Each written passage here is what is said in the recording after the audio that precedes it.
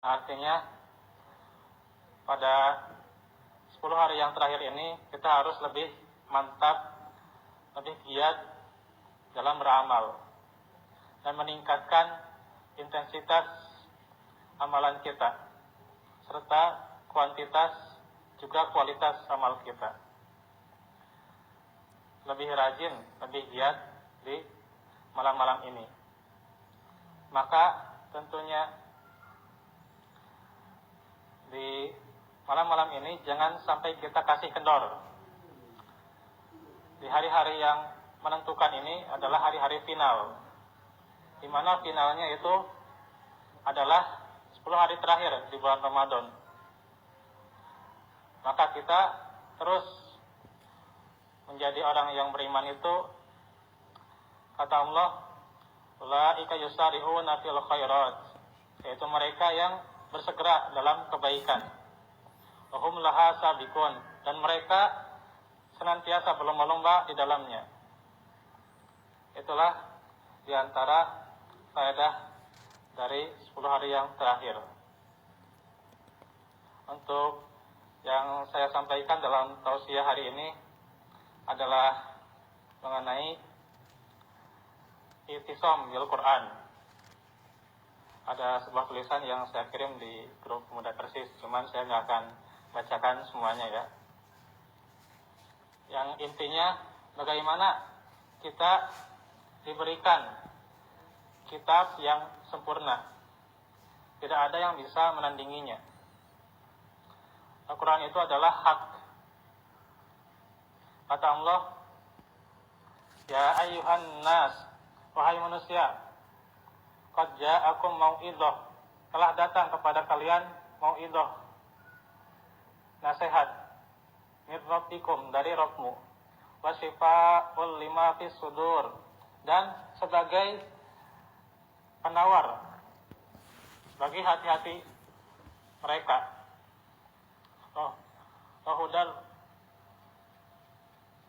Wahudan warahmatan lil mu'minin, dan petunjuk serta rahmat bagi orang-orang yang beriman.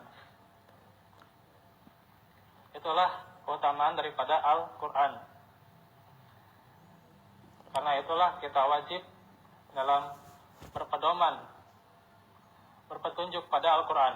Karena itulah bagaimana Al-Quran itu dalikal kitabul la raiba fih, tidak ada keraguan di dalamnya. Di dalamnya berisi kebenaran yang mesti kita ikuti. Karena itulah tentunya apalagi di bulan Ramadan, bahwa bulan Ramadan adalah unzila fihil Quran, turunnya Al-Quran, di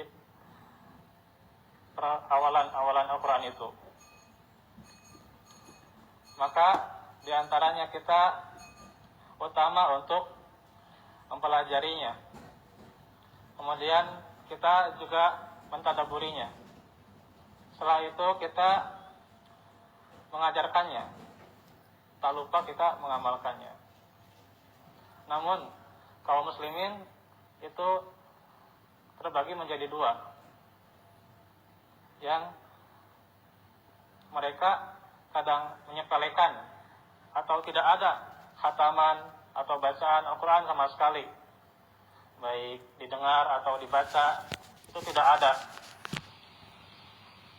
Atau bahkan mereka tidak ada sekalipun Al-Quran pada dirinya, tidak mau bersama Al-Quran. Atau yang kedua, ada yang rajin ya, bisa 5 juz per hari, atau misalnya bisa sekian juz per hari sampai tepat tamatnya dengan lagu yang bagus, irama yang bagus, tahsin yang tepat, hafalan yang bagus. Namun kedua itu belum tentu menjadi yang benar ya. Karena kembali yang utama itu adalah dikatakan dalam surah Shad Al-Quran itu liyudabbaru ayatih, untuk ditadaburi ayat-ayatnya, waliyatadzakkara ulul albab, dan menjadi peringatan bagi orang-orang yang memiliki akalnya, yang menggunakan akalnya. Karena itulah yang benar pada masalah ini adalah pahala bacaan dengan tartil dan penghayatan itu lebih utama dan lebih tinggi dari sisi nilainya. Sedangkan pahala banyaknya bacaan itu lebih banyak dari sisi jumlahnya. Artinya kita tidak perlu banyak-banyak, kemudian kualitasnya kita lupakan. Seseorang bisa menghatamkan 5 juz dalam sehari, atau dengan iramanya, dengan tahsinnya yang bagus, tapi maknanya kemana gitu. Kalau kita lihat juga Khawarij itu kan bukan lebih cerdas lagi, mereka hafal Al-Quran, bahkan mereka itu sholat malamnya luar biasa, Khawarij itu. Tapi mereka justru Al-Quran itu hanya sampai ke kerongkongan, tidak sampai ke hatinya, tidak sampai ke amalan. Nah itu juga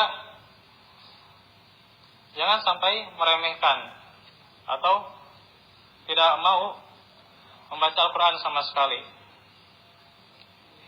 Karena itulah Nabi itu sangat khawatir dalam surah Al-Furqan ayat 30. Waqala Rasul, dan berkatalah Rasul, ya Rabbi, inna qaumi ittakhadul Qur'ana mahjura. Ya Rabbku, aku khawatir kaumku ini akan menjadikan Al-Quran sebagai ejekan atau sebagai pengabaian.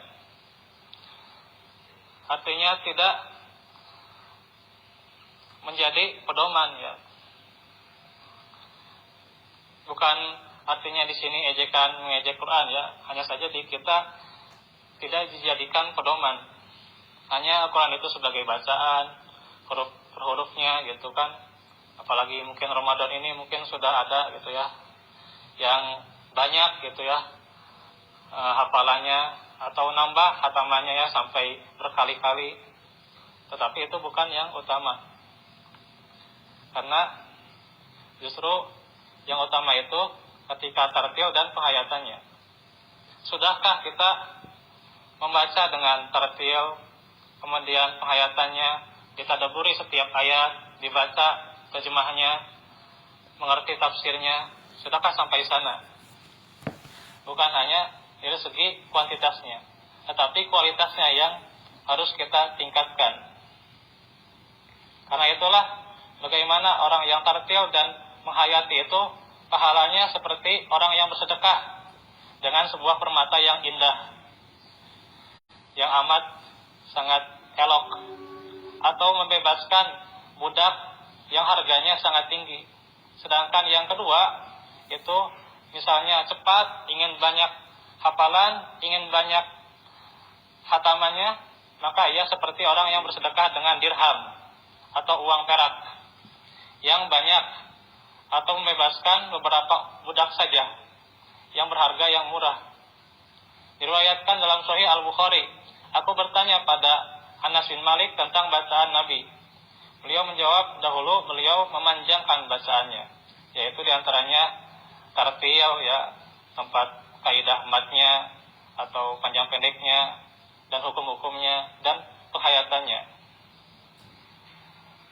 Nah itulah bagaimana dikatakan juga Ibnu Abbas bahwa kalau saja hanya membaca satu surat dalam satu semalam, ya, atau dalam semalam saja, itu lebih aku sukai daripada melakukan hal yang kamu lakukan itu. Maksudnya cepat, ingin banyak hataman, tapi ia tidak mengerti artinya atau tidak mengamalkannya. Jadi intinya itu sampai mana kita mengamalkannya, itu yang paling penting. Adapun bacaan itu adalah pendukung, dan itu wasilah agar kita memahami dan mengamalkan Al-Quran itu, dan sampai menjadikan Al-Quran itu hukum dan menjadi obat bagi dadanya. Nah itulah bagaimana yang saya sampaikan. Intinya bagaimana kita menjadikan Al-Quran itu sebagai i'tisam, sebagai pegangan selain sunnah adalah bagaimana kita memahami, membacanya, kemudian mengamalkannya. Ini yang paling utama, mengamalkan dan mengajarkannya. Karena kalau hanya mengamalkan kemudian tidak dasar ilmu, itu berbahaya. Apalagi ketika membaca tidak mengamalkannya, itu lebih berbahaya lagi. Dan juga memahaminya tentu menjadi pedoman yang paling dasar untuk beramal, agar kita tentunya bagaimana sunnah itu bisa diamalkan, tidak hanya ikhlas dengan semangat saja, tapi dengan ittiba kepada sunnahnya. Baik, itu yang bisa saya sampaikan. Mohon maaf atas segala kekeliruannya, yang benarnya hanya dari Allah Subhanahu wa taala. Walakum minkum. Rabbana atina fid dunya hasanah wa fil akhirati hasanah wa qina azabannar. Aku lakum lihada wa astaghfirullah li wa lakum. Assalamualaikum warahmatullahi wabarakatuh.